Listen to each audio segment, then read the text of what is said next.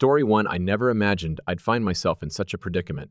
But here I am, recounting the events of this past weekend. You see, my wife, aged 38, and our 13-year-old daughter embarked on a trip to visit her mom. Unfortunately, I couldn't accompany them due to my commitments as a firefighter in a bustling southern city. As I was gearing up for a call, my phone buzzed incessantly with urgent texts from my daughter, followed by a couple more from an unknown number. It turned out that my daughter had broken her wrist while ice skating, and they couldn't locate my wife. The mystery number belonged to a friend of hers, who spilled the beans that my wife was out dining with some unfamiliar man. We typically share our locations due to the nature of my job. So I punched in the address from her shared location and found myself led to a hotel. By then, it was already 10 p.m., and despite my attempts, I received no response from her, except for a call to our daughter. That's when things began to unravel. Thankfully, our daughter received the necessary treatment, and I ensured she had all the required information and insurance details. She now sports a cast and has a referral to an orthopedist for further treatment upon her return. Her friend took her to her grandmother's place, where she revealed the bombshell about the mysterious man. I felt utterly foolish. It dawned on me that all this while, she had been rendezvousing with this man whenever she returned home, while I toiled away tirelessly to provide for our family. Seeking legal counsel, it struck me during our conversation that she didn't have much access to money of her own. In response, I swiftly took action.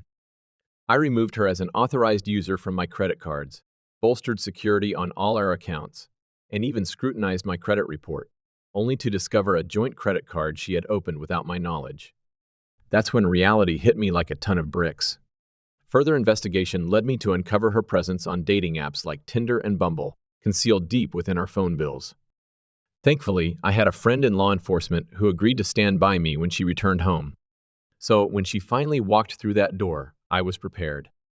I had booked her a hotel room for the week, fully paid in advance. Handing her the keys, I instructed her to pack her belongings and leave. Though she was shocked, I remained resolute, unaffected by her pleas. Understandably furious with her mom, our daughter chose to stay with me. Subsequently, I engaged in a difficult conversation with my wife, presenting all the evidence. Initially, she attempted to defend herself and our daughter, but the evidence spoke volumes, leaving no room for denial. I had. In the subsequent weeks, life took on a frenetic pace. The process of divorce kicked off, and my lawyer didn't hold back, leveraging her infidelity as a strong case in my favor. As a result, I managed to retain the house, and my daughter chose to remain with me. I also secured a fair portion of our assets in the settlement. Meanwhile, my wife's life spiraled downward. The man she had betrayed me for turned out to be a con artist, leaving her both heartbroken and financially destitute. It was a harsh lesson, but she was reaping the consequences of her actions. Ultimately, the vengeance I initially sought wasn't about inflicting pain upon her. It was about demonstrating to her that she hadn't shattered me. Through the tumultuous ordeal, I emerged stronger and more resilient than ever before. Despite the anguish caused by her betrayal, I found myself experiencing an unexpected sense of gratitude. It guided me towards a deeper understanding of myself. I wasn't a fool. I was a survivor. Story 2. It's been almost a year now since everything went down, and I gotta admit, I'm still trying to wrap my head around it all. See, I thought I had found the one, My dream girl. She seemed so sweet and innocent. But little did I know, she was living this whole other life right under my nose. We were engaged, pumped up about building our life together. We were both young, in our 20s, hustling hard with me, working 2 jobs to make sure we had a solid financial future. She was putting in work too, with a modest salary, and also juggling some studies on the side. We were all about that healthy living vibe, hitting the gym, eating clean, the whole shebang. We even talked about getting a gym membership together. But then, out of nowhere, she hits me with the bombshell that she's signed up at a different gym, like miles away from where I'm at. It felt kind of strange, but I just shrugged it off, figuring I'd do my thing at the gym near me. As time went on, she started acting real weird, distant, snapping at me for no reason. I couldn't figure out what was going on. Then, things took a real bad turn. She started getting aggressively hostile, and I was just left there scratching my head, clueless. Something was definitely off. So I started digging around. I remembered she once logged into her Instagram on my laptop, and luckily, I still had access to her account. And man, what I found just turned my stomach. There was this long chat between her and some dude from the gym, starting off all casual, but then quickly getting real explicit. They were talking about hooking up, even doing stuff in the gym's office. It made me sick to my stomach, disgusted me to my core. I wasted no time, called her up, and ended things right then and there. At first, she tried to deny it, but when she realized I had proof, she just hung up on me. I didn't hesitate for a second. I called up her folks, who at first brushed it off until I sent them the chat. Then they tried to throw the blame back at me, saying I wasn't giving her enough attention or whatever. Man, it was infuriating. But I knew I couldn't let her get away with it. She crossed a line, and there had to be consequences. So I reached out to a private investigator, a buddy from way back who now runs his own agency. He trailed her, gathered up all the evidence of her cheating. And let me tell you, the smoking gun came in the form of this grainy video showing her getting real cozy with the gym dude in some compromising positions. Armed with all this undeniable proof, I decided to put her on blast. I logged into her Facebook and posted that video with a simple caption, "Wedding's off." The reactions came pouring in: shock, disbelief, straight-up anger. Her folks called me up, demanding answers, until they saw that video for themselves. Then there she was, showing up at my doorstep, tears streaming down her face, begging for forgiveness. But I was done. I told her to bounce, packed up all her stuff, and tossed it out onto the porch. It was a tough sight to see, heartbreaking even, but I stood firm in my decision. In the days that followed, I focused on putting my life back together, moved out, found a new spot, and just started fresh. It wasn't easy, but deep down, I knew I had made the right call. Looking back, I realized just how fragile trust really is. Once it's broken, man, it's like trying to glue shattered glass back together. But through all of this, I learned to value myself, to stand up for myself. And in the end, I got my revenge, not by stooping down to her level, but by rising above it. Yeah, I might have lost a fiancé, but I gained a whole lot of self-respect and strength. As for her, well, her struggles ain't my problem anymore. I've closed that chapter of my life and I'm ready to see what's next. Story 3. Hey, everyone. I'm going through a rough patch and could really use some advice. I've been with my girlfriend for almost 3 years now, and I've had this close friend for about 2 years. So yesterday, my buddy and I had plans to hang out, grab a drink, just chill and have a good time. My girlfriend texted, asking if she could join us, and we were cool with that. The three of us spent some time together, had an all right time, and later, we decided to head over to my friend's studio apartment. On the way there, I ended up sharing some personal stuff with them, like my insecurities about my thinning hair and how I'm not into the whole idea of a three-way, which just doesn't sit right with me.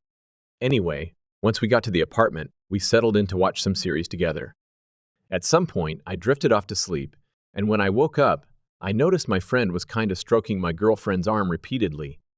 I told her I felt uneasy about it, but exhaustion hit me again, and I passed out. Next thing I know, I wake up again, and my friend's changed into this silk robe, which was weird because he was in regular clothes before. I was still groggy, so I drifted back to sleep. Then suddenly, I wake up to the bed moving and these heavy breathing sounds. It hit me what was going on, and I bolted to the bathroom to gather my thoughts. In the end, I decided to just pack up my stuff and leave. While I was getting my things together, my girlfriend went to the bathroom, and I confronted my friend, telling him he was being downright disrespectful. He kind of mumbled out an apology, but it didn't mean squat to me. When my girlfriend came back, I ended things right then and there and left in a hurry. She followed me, begging to walk me home and make sure I was safe, but I turned her down. As I was walking home, she kept chasing after me, admitting how foolish she had been and how scared she was of losing me. It was the first time I'd ever seen her cry, but honestly, I was too hurt to really give it much thought. Now, I find myself in a perplexing situation. My colleague, who also happens to be my close friend, has become a regular sighting at work, considering we share the same department. Yet, I am at a loss as to how to navigate this scenario. The overwhelming emotions of anger and confusion consume me.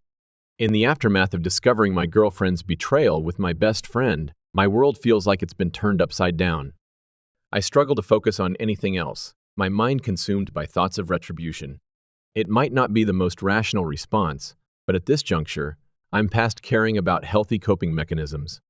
What I crave is closure, and to achieve that, I'm determined to make them feel the pain I'm enduring.